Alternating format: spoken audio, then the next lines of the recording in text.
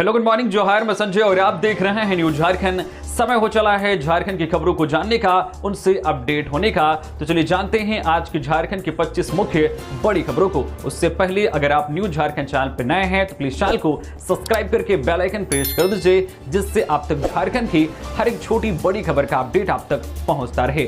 तो चलिए शुरुआत करते हैं आज की पहली और महत्वपूर्ण बड़ी खबर से। मिठाई की दुकान में सिलेंडर ब्लास्ट, 2 मजदूर झुलसे। जमशेदपुर के मानगो में आवास प्लाजा में हुई घटना, शॉप की दीवार क्षतिग्रस्त। जमशेदपुर शहर के मानगो थाना क्षेत्र के मुंशी मोहल्ला स्थित आवास प्लाजा अपार्टमेंट के अंदर बने रसराज मिठाई की दुकान में शनिवार को एक बड़ा हादसा हो गया। शॉप के किचन में रखे 2 LPG गैस सिलेंडर अचानक से ब्लास्ट हो गए, जिससे पूरे इलाके में अफरा तफरी मच गई। जोरदार धमाके के साथ मिठाई की दुकान में आग लग गई, जिसकी लपटें आसपास की दुकानों तक पहुंच गई। दुकान की दीवार भी गिर गई। हादसे में दुकान के 2 मजदूर बुरी तरह से झुलस गए। दोनों को स्थानीय लोगों की मदद से तत्काल MGM अस्पताल पहुंचाया गया। इधर घटनास्थल पर पहुंचे लोगों ने बताया कि ब्लास्ट की आवाज इतनी तेज थी कि आसपास के लोगों में दहशत फैल गई। घटना की सूचना मिलते ही दमकल की गाड़ियां मौके पर पहुंची और राहत बचाव कार्य शुरू कर दिया। फायर ऑफिसर संजय कुमार सिंह ने बताया कि आग इतनी तेजी से फैली कि देखते ही देखते करीब 5 से 6 दुकानों को अपनी चपेट में ले लिया। हालांकि फायर ब्रिगेड की टीम ने कड़ी मशक्कत के बाद आग पर काबू पा लिया है। झारखंड में बारिश का कहर जारी, 5 और 6 अक्टूबर को कई जिलों में ऑरेंज और येलो अलर्ट जारी। झारखंड में बारिश का कहर जारी है। इसी बीच मौसम विभाग ने आज 5 और कल 6 अक्टूबर को भी राज्य के कई जिलों में बारिश की संभावना जताई है। इसको लेकर येलो और ऑरेंज अलर्ट जारी किया गया है। साथ ही लोगों को सतर्क रहने की सलाह दी गई है। मौसम विभाग ने गढ़वा, पलामू, लातेहार, चतरा और हजारीबाग के लिए ऑरेंज अलर्ट जारी किया गया है, जबकि कोडरमा, गिरिडीह, देवघर, जामताड़ा, धनबाद, बोकारो, रामगढ़, रांची और लोहरदगा के लिए येलो अलर्ट जारी किया गया है। मौसम विभाग के अनुसार आज 5 अक्टूबर को गिरिडीह, धनबाद, जामताड़ा, देवघर, दुमका, पाकुड़ और गोड्डा जिले में कुछ जगहों पर भारी बारिश की संभावना है। वहीं 6 अक्टूबर को गोड्डा, साहिबगंज, दुमका और पाकुड़ में भी भारी बारिश हो सकती है। बताते चले कि 1 से 3 अक्टूबर तक झारखंड में सामान्य जो 11.7 मिलीमीटर की तुलना में 46 मिलीमीटर बारिश दर्ज की गई है। वही पिछले 24 घंटे में जामताड़ा के करमाटांड में सबसे ज्यादा बारिश 73.2 मिलीमीटर दर्ज की गई है। मध्य प्रदेश, राजस्थान व तमिलनाडु में कफ सिरप प्रतिबंधित। अब धनबाद में भी 2 साल से छोटे बच्चों को नहीं मिलेगा। केंद्र सरकार की सख्त एडवाइजरी के बाद धनबाद स्वास्थ्य विभाग भी हरकत में आ गया है। अब जिले में 2 साल से कम उम्र के बच्चों को कफ सिरप नहीं दिए जाने को लेकर विशेष सतर्कता बरती जाएगी। मीडिया रिपोर्ट के मुताबिक मध्य प्रदेश, राजस्थान व तमिलनाडु में बच्चों के कफ सिरप को प्रतिबंधित किया गया है। Director general of health services द्वारा हाल ही में जारी दिशा निर्देशों के तहत यह स्पष्ट किया गया है कि इस उम्र के बच्चों में कफ सिरप का प्रयोग जोखिम भरा हो सकता है। इसी के तहत धनबाद में भी चिकित्सकों को चेतावनी दी जा रही है कि वे 2 साल से छोटे बच्चों के इलाज में कफ सिरप का इस्तेमाल न करें। यह कदम मध्य प्रदेश और राजस्थान में कफ सिरप से जुड़ी घटनाओं के मद्देनजर उठाया गया है। हालांकि स्वास्थ्य विभाग का कहना है कि घबराने की जरूरत नहीं है, लेकिन एहतियात के तौर पर यह फैसला जरूरी है। कोडरमा में ट्रक बाइक की टक्कर, 2 युवकों की मौत। NH 20 पर होली फैमिली हॉस्पिटल के पास हुआ हादसा, चालक फरार। कोडरमा थाना क्षेत्र के रांची पटना रोड पर हुए एक सड़क हादसे में 2 युवकों की मौत हो गई। यह हादसा शनिवार शाम NH 20 स्थित होली फैमिली हॉस्पिटल के पास हुई, जहां एक तेज रफ्तार ट्रक ने बाइक सवारों को टक्कर मार दी। जानकारी के अनुसार एक ट्रक कोडरमा से झुमरी तुलैया की ओर जा रहा था। इस दौरान विपरीत दिशा से आ रही एक बाइक पर सवार 2 युवक जो ट्रक की चपेट में आ गए। टक्कर इतनी भीषण थी कि बाइक पर पीछे बैठे एक युवक की मौके पर ही मौत हो गई। बाइक चला रहा दूसरा युवक गंभीर रूप से घायल हो गया। हालांकि उसने हेलमेट पहन रखा था, जिससे उसके सिर में गंभीर चोट नहीं आई। हादसे के बाद ट्रक अनियंत्रित होकर सड़क किनारे खाई में जा गिरा। ट्रक चालक और उपचालक मौके से फरार हो गए।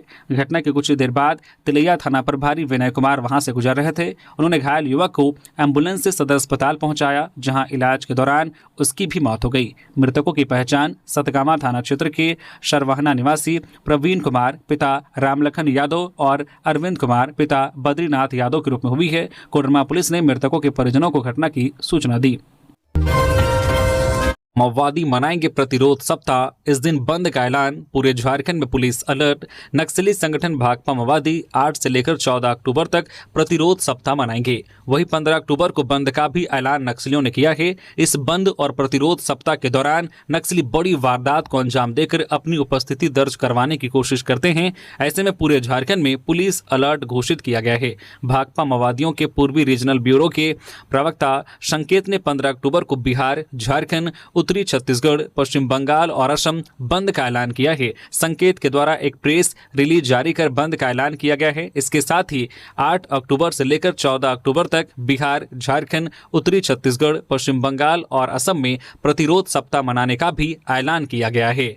नक्सलियों के प्रतिरोध सप्ताह को लेकर झारखंड पुलिस मुख्यालय के द्वारा पूरे झारखंड में अलर्ट जारी किया गया है। खासकर झारखंड के वैसे जिले जहां नक्सलियों का प्रभाव ज्यादा है, वहां विशेष सतर्कता बरतने की हिदायत दी गई है। झारखंड पुलिस के SIB के द्वारा सभी जिलों के SSP, SB को इस संबंध में पत्र भी लिखा गया है।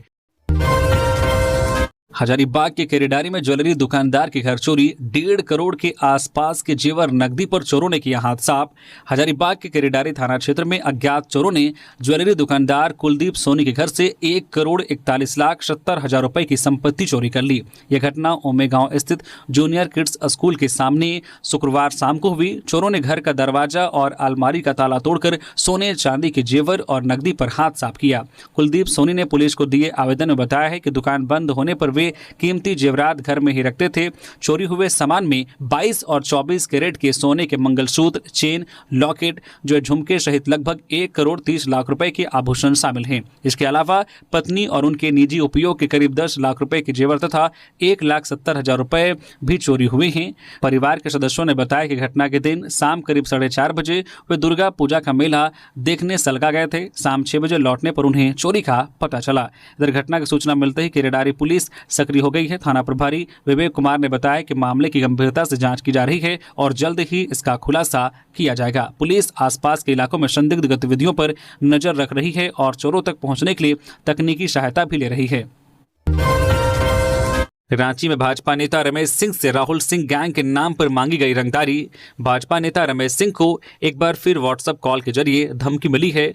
उनसे रंगदारी की मांग की गई है। यह धमकी खुद को राहुल सिंह गैंग का सदस्य बताने वाले एक शख्स ने दी है। जानकारी के अनुसार रमेश सिंह को उनके मोबाइल फोन कर एक अज्ञात नंबर से व्हाट्सएप कॉल आया। कॉल करने वाले शख्स ने उन्हें जान से मारने की धमकी दी, साथ ही मोटी रकम की रंगदारी मांगी। धमकी देने वाले ने खुद का संबंध कुख्यात राहुल सिंह गिरोह से बताया। इस घटना के तुरंत बाद रमेश सिंह ने मामले की जानकारी पुलिस को दी और रांची के सुखदेव नगर थाना में अज्ञात के खिलाफ लिखित शिकायत दर्ज कराई है। पुलिस ने मामले की गंभीरता को देखते हुए FIR दर्ज कर ली है और तत्काल जांच शुरू कर दी है।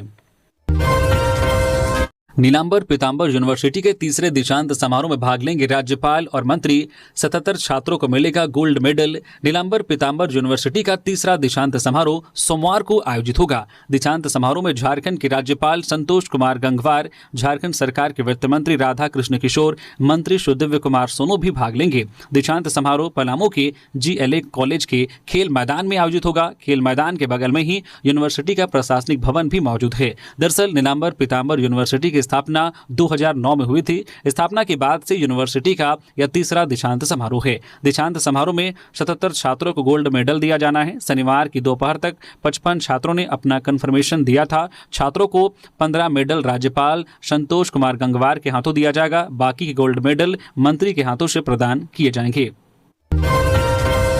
पूर्व प्रत्याशी सुबोध पासवान सड़क हादसे में बाल बाल बचे। मवेशी को बचाने के दौरान खाई में गिरी गाड़ी, स्थानीय लोगों ने की मदद। चतरा विधानसभा के पूर्व प्रत्याशी सुबोध पासवान शनिवार को एक सड़क हादसे में बाल बाल बच गए। यह दुर्घटना चतरा इटखोरी मार्ग पर बेलगाछ मोड़ के पास हुई, जहां उनका वाहन अनियंत्रित होकर गहरी खाई में जा गिरा। जानकारी के अनुसार सुबोध पासवान अपनी गाड़ी से चतरा इटखोरी मार्ग से गुजर रहे थे। बेलगाछ मोड़ के पास अचानक एक मवेशी सामने आ गया। मवेशी को बचाने के प्रयास में ड्राइवर ने अचानक ब्रेक लगाया। इससे वाहन अनियंत्रित होकर सड़क से फिसल गया और गहरी खाई में जा गिरा। गाड़ी बुरी तरह क्षतिग्रस्त हो गई। वाहन के खाई में गिरने के बावजूद सुबोध पासवान और उनके साथ मौजूद सभी लोग सुरक्षित रहे। उन्हें कोई गंभीर चोट नहीं आई। दुर्घटना की सूचना मिलते ही स्थानीय लोग मौके पर पहुंचे। उन्होंने तत्परता दिखाते हुए खाई में उतरकर सुबोध पासवान और उनके साथियों को बाहर निकाला। सभी को मामूली चोट आई है, लेकिन उनकी हालत खतरे से बाहर है। गढ़वा में लगातार बारिश से अंडरपास जलमग्न और नदियां उफान पर। धनबाद में मैथन और पंचित डैम का जलस्तर बढ़ा। गढ़वा जिले में पिछले 12 घंटे की लगातार बारिश ने रेलवे की बहुप्रतीक्षित अंडरपास परियोजना की पोल खोलकर रख दी है। लगातार बारिश की वजह से भवनाथपुर रोड स्थित यह अंडरपास पूरी तरह से जलमग्न हो गया है। ऊपर तक पानी भर जाने के कारण वाहनों और राहगीरों का आवागमन पूरी तरह से बाधित हो गया है। अंडरपास अब एक छोटे तालाब में तब्दील हो गया है, जिससे दुर्घटना की आशंका बढ़ गई है। स्थानीय लोगों का कहना है कि यह स्थिति महज सीमित बारिश में ही उत्पन्न हुई है। अगर तेज बारिश होती है तो जन सुरक्षा की गंभीर चुनौती सामने आ सकती है। स्कूली बच्चों, बुजुर्गों और दोपहिया वाहन चालकों के लिए यह अंडरपास अब खतरनाक मार्ग बन चुका है। इधर लगातार बारिश होने की वजह से केतार प्रखंड में भी पानी ने तबाही मचाई है। लगातार बारिश की वजह से बहुत क्षति पहुंची है। कई पशु बह चुके हैं तो कई घरों में पानी प्रवेश कर गया है। प्रखंड की कई नदियां उफान पर हैं, जिसे लेकर प्रशासन के पदाधिकारी क्षेत्र का दौरा कर रहे हैं। इस संबंध में एसडीपीओ सतेंद्र सिंह ने बताया कि लगातार बारिश की वजह से अनुमंडल क्षेत्र में जान माल की क्षति हुई है। इसका आकलन कर मुआवजा की पहल की जाएगी। उधर धनबाद में भी लगातार रुक रुक कर हो रही बारिश से कई जलाशयों और नदियों का जलस्तर बढ़ गया है। तीनों घाट से भारी मात्रा में पानी छोड़ा गया है, जिसके कारण कोयलांचल धनबाद का मैथन और पंचित डैम का जलस्तर तेजी से बढ़ रहा है। हाईकोर्ट का बड़ा फैसला, रिम्स में लैब टेक्नीशियन की बहाली प्रक्रिया रद्द। 3 माह में नई प्रक्रिया पूरी करने का आदेश। झारखंड हाईकोर्ट ने रिम्स में लेबोरेटरी टेक्नीशियन पदों पर नियुक्ति को लेकर दायर अपीलों पर अहम निर्णय सुनाया है। न्यायमूर्ति सुजीत नारायण प्रसाद की अध्यक्षता वाली खंडपीठ ने नियुक्ति प्रक्रिया को नियमों के अनुरूप नहीं मानते हुए इसे पूर्णतः रद्द कर दिया है। कोर्ट ने रिम्स प्रशासन को आदेश दिया है कि वह आगामी 3 महीनों के भीतर नियम संगत तरीके से पुनः नियुक्ति प्रक्रिया पूरी करे। साथ ही कोर्ट ने यह भी निर्देश दिया है कि जब तक नई बहाली प्रक्रिया संपन्न नहीं हो जाती तब तक वर्तमान में कार्यरत वर्तमान प्रभावित दिया जा सकता है। साथ ही कोर्ट ने यह भी निर्देश दिया है कि जब तक नई बहाली प्रक्रिया संपन्न नहीं हो जाती तब तक वर्तमान में कार्यरत प्रभावित अभ्यर्थियों से वैकल्पिक रूप से कार्य लिया जा सकता है। यदि निर्धारित समय सीमा में नई बहाली नहीं होती है तो ऐसे मामलों में सेवा विस्तार सिर्फ कोर्ट की अनुमति से ही दिया जा सकेगा। बोकारो में एक दुकान से भड़की आग ने 10 दुकानों को लिया अपनी चपेट में, करोड़ों का नुकसान। बोकारो में उस वक्त बड़ी अफरा तफरी मच गई जब जिले के सेक्टर 12 दुंदीबाग मार्केट मोड़ के पास एक दुकान में आग लग गई, जिसके बाद आग ने देखते ही देखते 10 दुकानों को अपनी चपेट में ले लिया। हालांकि कड़ी मशक्कत के बाद आग पर काबू पाया गया, लेकिन तब तक कई दुकानें जलकर राख हो चुकी थी, जिससे करोड़ों के नुकसान होने की आशंका जताई जा रही है। स्थानीय लोगों के मुताबिक एक दुकान में शनिवार दोपहर 12:30 बजे अचानक आग लग गई। आग की लपटें उठती देख आसपास के दुकानदारों ने आग बुझाने की कोशिश की, लेकिन आग तब तक काफी विकराल हो चुका था, जिसके बाद लोगों ने फायर ब्रिगेड विभाग को सूचना दी। सूचना मिलते ही 3 बीएसएल की 2 दमकल गाड़ियां आग बुझाने में जुटी रही। कड़ी मशक्कत के बाद आग पर काबू पाया गया, लेकिन तब तक काफी नुकसान हो चुका था। अभी तक आग लगने का कारण पता नहीं चल सका है, लेकिन लोगों का मानना है कि यह शॉर्ट सर्किट के कारण हुई है। बोकारो में गांजा ब्राउन शुगर तस्करी का भांडाफोड़, 3 तस्कर गिरफ्तार। पहले से रहा है आपराधिक इतिहास। 11 किलो 940 ग्राम गांजा बरामद। बोकारो पुलिस ने शनिवार को गांजा और ब्राउन शुगर तस्करी के एक बड़े रैकेट का भांडाफोड़ किया है। इस कार्रवाई में 3 तस्करों को गिरफ्तार किया गया है और उनके पास से कुल 11 किलो 940 ग्राम गांजा सहित अन्य नशीले पदार्थ और सामग्री बरामद की गई है। एसपी हरविंदर सिंह ने इस मामले की जानकारी दी। उन्होंने बताया कि अन्य आरोपियों की गिरफ्तारी के लिए छापेमारी जारी है। पुलिस को गुप्त सूचना मिली थी कि सिजुआ तालाब के पास से 2 युवक मोटरसाइकिल से गांजा और ब्राउन शुगर की पुड़िया बनाकर बेच रहे हैं। सूचना के आधार पर पुलिस उपाधीक्षक मुख्यालय के नेतृत्व में एक टीम गठित की गई। टीम ने घेराबंदी कर 2 युवकों को मोटरसाइकिल के साथ पकड़ा। तलाशी में उनके पास से 1 किलो 540 ग्राम गांजा, 10 पुड़िया ब्राउन शुगर और 850 रुपए नकद मिले। पूछताछ में गिरफ्तार युवकों ने बताया कि वे बारी कोऑपरेटिव कॉलोनी निवासी अनिरुद्ध शाह उर्फ हित से गांजा खरीदते थे। उनकी निशानदेही पर पुलिस ने अनिरुद्ध शाह के घर छापा मारा। वहां से 10 किलो 400 ग्राम जो है गांजा, एक वेन्यू कार, 7,939 रुपए नकद, इलेक्ट्रॉनिक तराजू और अन्य सामग्री जब्त की है।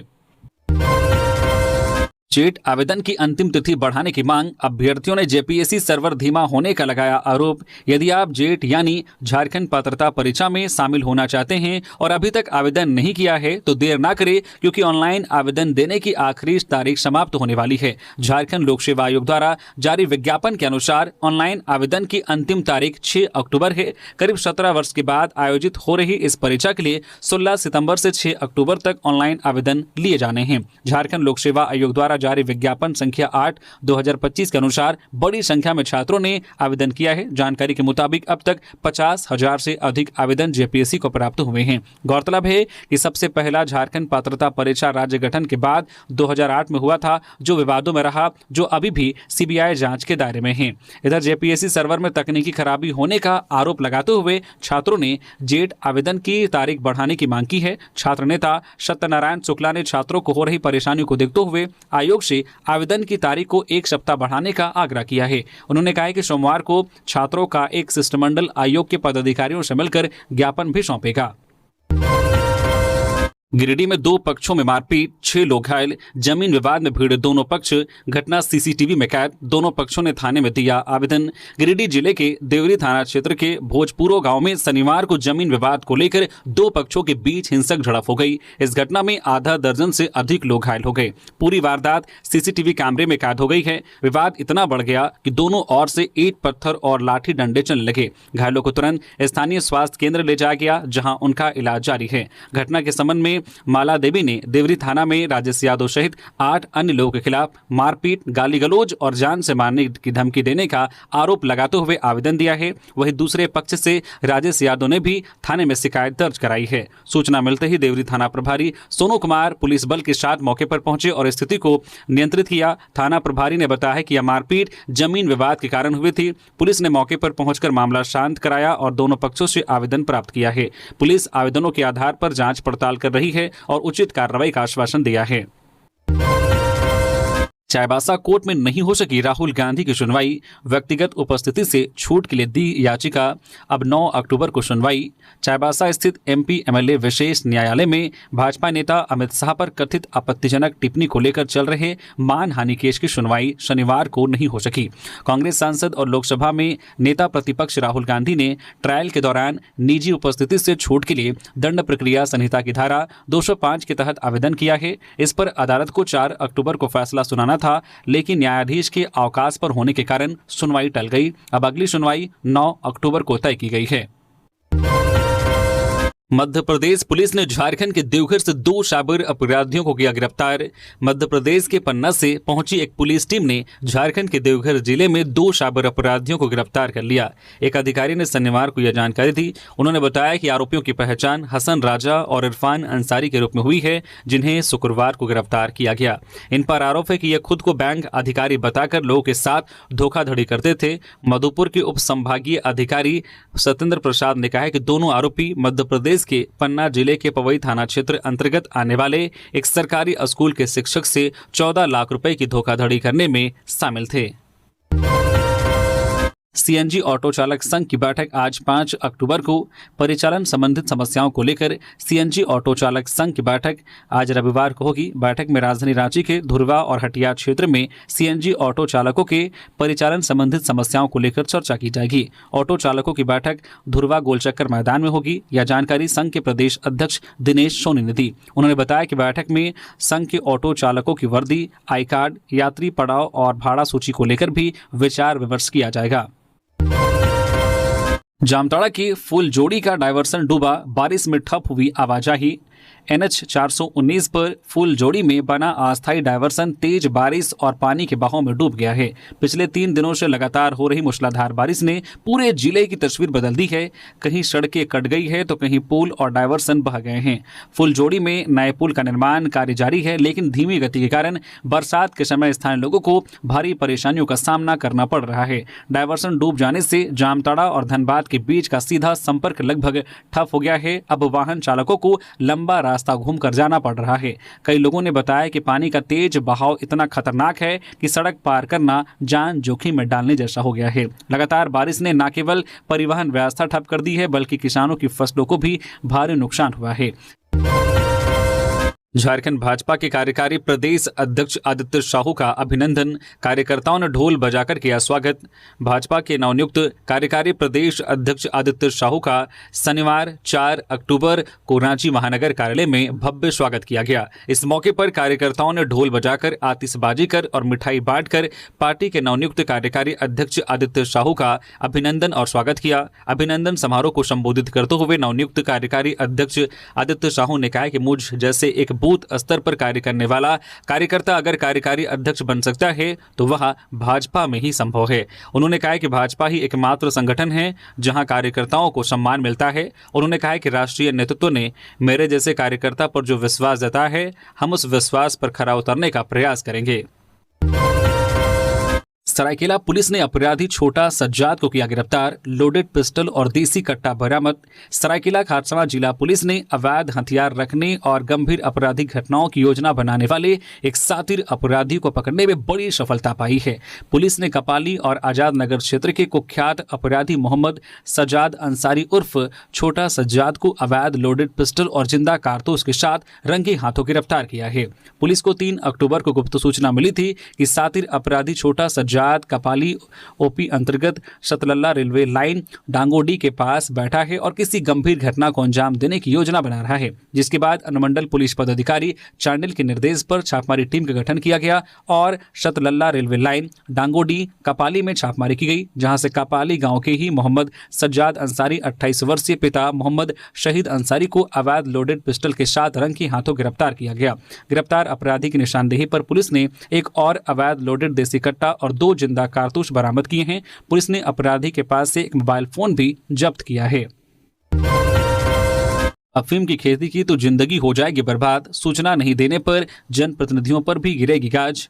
लातेहार जिले में गत वर्ष अफीम की खेती करने वालों के विरुद्ध एसपी कुमार गौरव के नेतृत्व में लातेहार पुलिस ने बड़ी कार्रवाई की थी। जिले के लगभग 800 एकड़ भूमि में गत वर्ष अफीम की खेती नष्ट की गई थी, लेकिन इस बार जिले में अफीम की खेती कोई ना करे, यह लक्ष्य लेकर पुलिस काम कर रही है। इसी लक्ष्य को लेकर अफीम की खेती के खिलाफ संभावित इलाकों में पुलिस विभाग के द्वारा लोगों को जागरूक किया जा रहा है। जिन इलाकों में कभी अफीम की खेती हुई थी, खासकर उन इलाकों में जागरूकता अभियान चलाया जा रहा है। पुलिस की टीम गांव-गांव घूमकर ग्रामीणों को जागरूक कर रही है। लोगों को बताया जा रहा है कि अफीम की खेती करते पकड़े गए तो जिंदगी बर्बाद हो जाएगी। क्षेत्र के जनप्रतिनिधियों को भी अफीम की खेती पर नजर बनाए रखने के लिए जागरूक किया जा रहा है। ग्रामीणों को इस बात के लिए भी जागरूक किया जा रहा है कि अपनी आजीविका के लिए अपने खेत में सब्जी अथवा कोई अन्य फसल उगाएं।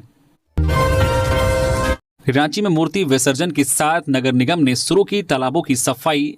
रांची नगर निगम क्षेत्र के सभी पूजा समितियों द्वारा प्रतिमाओं का विसर्जन पारंपरिक रीति रिवाजों और श्रद्धा के साथ किया गया। शहर के विभिन्न क्षेत्रों जैसे कि कुंतल झील, बड़ा तालाब, हटिया तालाब, काके डैम, हरमू नदी और मांझी और धुरवा डैम में प्रतिमा विसर्जन का कार्य शांतिपूर्ण माहौल में संपन्न हुआ। नगर निगम की ओर से सुरक्षा, साफ सफाई और ट्रैफिक व्यवस्था के लिए विशेष इंतजाम किए गए थे। प्रशासक महोदय के निर्देशानुसार निगम की स्वच्छता शाखा की टीम प्रतिमा विसर्जन के 24 घंटे के भीतर ही सभी जलाशयों में तैनात रही। निगम कर्मियों ने पूरी तत्परता से सफाई अभियान चलाते हुए प्रतिमाओं के अवशेष, फूल माला, कपड़े, लकड़ी, बांस और अन्य पूजा सामग्री को जलाशयों से निकालकर सुरक्षित तरीके से निस्तारित किया। इस अभियान में बड़ी संख्या में सफाई कर्मी, सुपरवाइजर और जोनल अधिकारियों ने सक्रिय भूमिका निभाई। लोहरदगा में सदर अस्पताल में गर्भवती महिला की मौत, परिजनों ने लापरवाही का लगाया आरोप, डीसी ने दिए जांच के आदेश। लोहरदगा जिले के सदर अस्पताल में शुक्रवार को एक गर्भवती महिला और उसके गर्भ में पल रहे नवजात की मौत हो गई। महिला की पहचान 28 वर्षीय इनकी कुमारी के रूप में हुई है, जो स्नेहा थाना क्षेत्र के नवदी गांव की निवासी थी। इनकी कुमारी को शुक्रवार दोपहर लेबर पेन शुरू हुआ, जिसके बाद उसे सामुदायिक स्वास्थ्य केंद्र स्नेहा में भर्ती कराया गया। महिला की गंभीर हालत को देखते हुए उसे सदर अस्पताल रेफर किया गया। यहां डॉक्टरों ने गर्भ में ही नवजात की मौत की पुष्टि की और उसे रिम्स रेफर कर दिया। रिम्स ले जाते वक्त गर्भवती महिला की भी मौत हो गई। महिला की मौत के बाद एम्बुलेंस चालक मृतका को छोड़कर वहां से फरार हो गया। इसके बाद परिजनों ने प्राइवेट एम्बुलेंस की व्यवस्था की और शव को सदर अस्पताल लेकर पहुंचे। अस्पताल प्रबंधन पर लापरवाही का आरोप लगाते हुए परिजनों ने जमकर हंगामा किया। इस मामले को लेकर उपायुक्त ने जांच के आदेश दिए हैं। पाकुड़ में कलयुगी मां ने नवजात को सड़क किनारे फेंका, शिशु की मौत, जांच में जुटी पुलिस। पाकुड़ जिले के महेशपुर थाना क्षेत्र के नारायणगढ़ गांव स्थित पगला नदी पुल के पास एक दिल दहला देने वाली घटना सामने आई है। एक कलयुगी मां ने अपने नवजात बच्चे को जन्म देने के बाद नदी के किनारे सड़क पर गमछा उड़ाकर फेंक दिया। नवजात शिशु की मौत हो चुकी थी और उसका शव सड़क किनारे पड़ा हुआ था। घटना की सूचना मिलते ही महेशपुर थाना प्रभारी रवि शर्मा पुलिस बल के साथ घटनास्थल पर पहुंचे और जो घटना की छानबीन की। ग्रामीणों के सहयोग से नवजात शिशु को दफनाया गया। धनबाद के झरिया में हवलदार पर हमला, भीड़ ने टीओपी तोड़ी, प्रेम प्रसंग विवाद में बस्ती वालों ने किया पथराव, एक युवक गिरफ्तार। धनबाद जिले के झरिया बस्ता कोला टीओपी क्षेत्र में शनिवार को प्रेम प्रसंग के विवाद ने हिंसक रूप ले लिया। सूचना पर पहुंचे आरक्षी ललित कुमार यादव पर भीड़ ने हमला कर दिया, जिससे वे गंभीर रूप से घायल हो गए। यह घटना तब हुई जब प्रेमी प्रेमिका और पति के बीच कहासुनी और मारपीट की खबर पर आरक्षी ललित कुमार यादव मौके पर पहुंचे थे। आरोप है कि प्रेमी नीतीश पंडित ने आरक्षी पर हमला कर उनकी पिटाई की। आरक्षी द्वारा नीतीश को हिरासत में लेने की खबर फैलते ही बस्ती के सैकड़ों महिला पुरुष आक्रोशित हो गए। भीड़ ने टीओपी पहुंचकर पथराव और हंगामा शुरू कर दिया। उपद्रवियों ने टीओपी परिसर में तोड़फोड़ भी की। घटना की सूचना मिलते ही झरिया इंस्पेक्टर और थाना प्रभारी शशि रंजन भारी पुलिस बल के साथ मौके पर पहुंचे। पुलिस ने त्वरित कार्रवाई करते हुए एक युवक को गिरफ्तार किया और घटनास्थल से एक बाइक बरामद की। घायल आरक्षी ललित कुमार यादव को इलाज के लिए अस्पताल में भर्ती कराया गया है। पुलिस मामले की जांच कर रही है। अधिकारियों ने स्पष्ट किया है कि कानून हाथ में लेने वालों के खिलाफ कड़ी कार्रवाई की जाएगी। जमशेदपुर में 24 घंटे में 2 चैन स्नैचिंग, कदमा क्षेत्र में फुटबॉलर और महिला से लाखों के गहने लूटे। जमशेदपुर में स्नैचर गिरोह एक बार फिर सक्रिय हो गया है। पिछले 24 घंटे के भीतर बदमाशों ने कदमा थाना क्षेत्र में 2 चैन स्नैचिंग की घटनाओं को अंजाम देकर पुलिस को खुली चुनौती दी है। शुक्रवार को कदमा सोनारी लिंक रोड पर मॉर्निंग वॉक पर निकले फुटबॉलर रामदेव को हथियार का भय दिखाकर सोने की चेन लूट ली। वही शनिवार को जो फार्म एरिया रोड नंबर 10 में निकली महिला सुधा राव के गले से बाइक सवार बदमाशों ने मंगलसूत्र और सोने की चेन छीन ली और फरार हो गए। सुधा राव के अनुसार लूटे गए गहनों की कीमत लगभग 4 लाख रुपए थी। इन घटनाओं को लेकर स्थानीय लोगों में भारी नाराजगी है। झारखंड कांग्रेस में बड़ा फेरबदल, 1.5 दर्जन से अधिक जिलाध्यक्ष बदले। झारखंड के सभी जिलों में संगठन सृजन अभियान के तहत नए जिला अध्यक्षों की नियुक्ति को केसी वेणुगोपाल ने मंजूरी दे दी है। धनबाद के वर्तमान जिलाध्यक्ष संतोष कुमार सिंह फिर से अध्यक्ष बनाए गए हैं। पार्टी की ओर से इसकी सूची जारी कर दी गई है। धनबाद में संतोष सिंह, लोहरदगा में सुखेर भगत, रांची महानगर में कुमार राजा आदि आधा दर्जन जिला अध्यक्षों को फिर से मौका मिला है। मुड़मा जतरा को सफल बनाने के लिए 40 पढ़ा के पहानों की रांची में हुई बैठक। आदिवासियों की ऐतिहासिक मुड़मा जतरा 8 और 9 अक्टूबर को आयोजित किया जाएगा। इसमें 40 पढ़ा लोगों के पारंपरिक, सामाजिक, धार्मिक और अगवा लोग शामिल होंगे। शनिवार को मुड़मा जतरा को सफल बनाने के लिए 40 पढ़ा के पहानों की बैठक पढ़ा भवन मुड़मा में आयोजित हुई। बैठक की अध्यक्षता धर्मगुरु बंधन तिग्गा ने की, जबकि इस मौके पर झारखंड सरकार के कल्याण मंत्री चमरा लिंडा विशेष अतिथि के रूप में शामिल हुए। बैठक में कहा गया है कि इस बार जतरा को और बेहतर और ऐतिहासिक बनाने में किसी भी तरह की कमी नहीं छोड़ी जाएगी। जतरा में आने वाले देश विदेश के मेहमानों व श्रद्धालुओं को किसी प्रकार की परेशानी न हो, इसके लिए संबंधित विभागों को सख्त दिशा निर्देश दिए गए हैं। विशेषकर पढ़ा प्रतीक चिन्हों के साथ शामिल होने वाले खोड़ा के लिए समुचित व्यवस्था सुनिश्चित करने पर जोर दिया गया। गुमला में पति की बीमारी का फायदा उठा विवाहिता से दुष्कर्म, आरोपी गिरफ्तार। गुमला जिले के चैनपुर थाना क्षेत्र में मानवता को शर्मसार करने वाली घटना सामने आई है। पति की बीमारी का फायदा उठाकर गांव के ही एक व्यक्ति ने उसकी पत्नी के साथ दुष्कर्म की वारदात को अंजाम दिया। पीड़िता की शिकायत पर पुलिस ने त्वरित कार्रवाई करते हुए 24 घंटे के भीतर आरोपी को गिरफ्तार कर लिया है। इस संबंध में चैनपुर थाना क्षेत्र के लोरम्बा गाँव निवासी 40 वर्षीय विवाहिता ने गुरुवार की रात थाने में लिखित शिकायत दर्ज कराई थी। पीड़िता ने अपनी शिकायत में बताया है कि उसके पति लंबे समय से बीमार हैं। इलाज के लिए वे बेटी के घर गए हुए थे। इसी का फायदा उठाकर गांव के ही साधन साय नामक व्यक्ति ने उनके साथ जबरन दुष्कर्म किया। मामले की गंभीरता को देखते हुए चैनपुर थाना प्रभारी कृष्ण कुमार ने तुरंत एक टीम का गठन किया। पुलिस की टीम आरोपी की तलाश में जुट गई। टीम ने छापेमारी कर आरोपी साधन साय को चैनपुर के अल्बर्ट एक्का चौक स्थित अनुराग होटल से गिरफ्तार कर लिया। जेट परीक्षा की आवेदन तिथि बढ़ाने की मांग, आजसू ने राज्यपाल, मुख्यमंत्री और जेपीएससी अध्यक्ष को भेजा आवेदन। आजसू ने झारखंड लोक सेवा आयोग जेपीएससी द्वारा विज्ञापन संख्या 8/2025 के अंतर्गत आयोजित होने वाली जेट परीक्षा की आवेदन तिथि बढ़ाने की मांग की है। वर्तमान में आवेदन की अंतिम तिथि 6 अक्टूबर 2025 निर्धारित है। आजसू के प्रदेश कार्यकारी अध्यक्ष बबलू महातो ने बताया कि राज्य के विभिन्न विश्वविद्यालयों में दुर्गा पूजा और अन्य पर्वों के कारण लंबे समय से चले अवकाश, जिससे विश्वविद्यालयों का कार्य प्रभावित हुआ और विद्यार्थियों को डिग्री प्रमाण पत्र और जरूरी दस्तावेज प्राप्त करने में कठिनाइयों का सामना करना पड़ रहा है। बबलू महातो ने कहा कि यह अत्यंत दुर्भाग्यपूर्ण है कि जिन विद्यार्थियों ने वर्षों तक मेहनत की, वे केवल दस्तावेजों की अनुपलब्धता के कारण आवेदन से वंचित हो रहे हैं। जेट परीक्षा लगभग 17 वर्षों के बाद आयोजित हो रही है, जो स्थानीय, मूलवासी, आदिवासी एवं जो है वंचित छात्रों के लिए ऐतिहासिक अवसर है। आयोग को चाहिए कि इस परिस्थिति को समझते हुए आवेदन की अंतिम तिथि बढ़ाकर छात्रों के सपनों की रक्षा करे। आजसू ने आयोग से आग्रह किया है कि आवेदन की अंतिम तिथि को कम से कम 2 सप्ताह के लिए बढ़ाया जाए, ताकि कोई भी इच्छुक और योग्य अभ्यर्थी परीक्षा से वंचित न हो। साहिबगंज की गंगा नदी तट पर मिली मृत डॉल्फिन, वन विभाग ने शुरू की जांच। साहिबगंज जिले के जो है मोकिमपुर पंचायत के शोभापुर गांव स्थित गंगा नदी के तट पर एक मृत डॉल्फिन देखी गई। मृत डॉल्फिन को सबसे पहले स्थानीय ग्रामीणों ने देखा और तुरंत इसकी सूचना वन विभाग को दी। सूचना मिलने पर वन रक्षी पप्पू यादव मौके पर पहुंचे और डॉल्फिन को कब्जे में लेकर पोस्टमार्टम के लिए साहिबगंज भेजा। विभागीय अधिकारियों ने बताया है कि डॉल्फिन की मृत्यु का कारण फिलहाल स्पष्ट नहीं है और पोस्टमार्टम रिपोर्ट आने के बाद ही मौत की असली वजह सामने आ सकेगी। फिलहाल मामले की जांच जारी है और डॉल्फिन की मौत की गुत्थी सुलझाना अभी बाकी है। वन विभाग ने बताया कि गंगा नदी की डॉल्फिन भारत की राष्ट्रीय जलीय जीव है और यह वन्य जीव संरक्षण अधिनियम 1972 की अनुसूची वन के अंतर्गत संरक्षित है। वन विभाग ने आम जनता से अपील की है कि वे इस प्रजाति के संरक्षण में सहयोग करें और किसी भी अवैध शिकार या गतिविधि की सूचना तुरंत विभाग को दे। डॉल्फिन का शिकार एक दंडनीय अपराध है और पकड़े जाने पर दोषियों के खिलाफ कड़ी कानूनी कार्रवाई की जाएगी।